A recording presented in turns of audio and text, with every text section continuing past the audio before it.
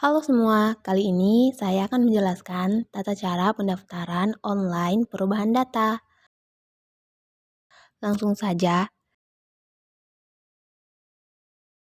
silakan isi form data dan pastikan tidak ada data yang salah.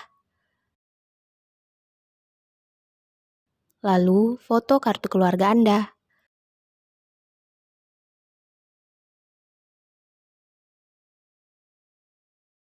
Setelah itu, masukkan NIK yang melakukan perubahan sesuai kolom. Lampirkan foto KTP, NIK yang melakukan perubahan.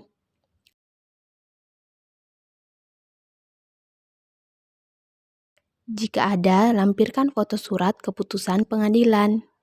Setelah itu, lampirkan foto akte kelahiran. Jika ada, lampirkan foto ijazah terakhir NIK yang ingin melakukan perubahan. Dan melampirkan foto surat keterangan pensiun bagi PNS yang telah pensiun.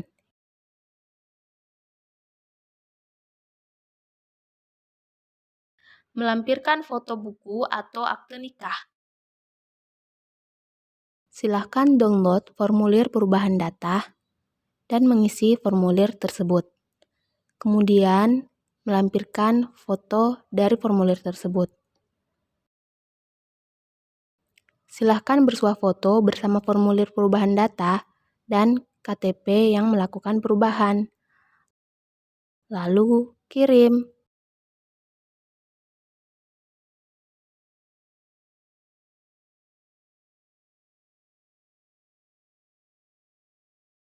Untuk melihat progres layanan Anda dapat dilakukan dengan cara klik menu di pojok kanan atas, lalu masuk ke Lihat Progres Layanan Anda.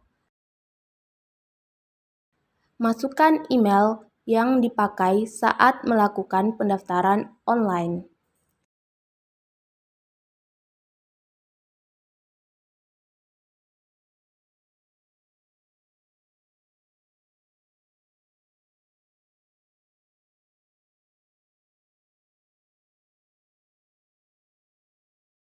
Seperti yang Anda lihat, ini adalah contoh progres yang berhasil dan progres yang gagal. Diharapkan untuk membaca keterangan jika datanya gagal diterima. Dan jika berhasil, Anda bisa mengecek di email yang telah didaftarkan pada saat proses layanan online.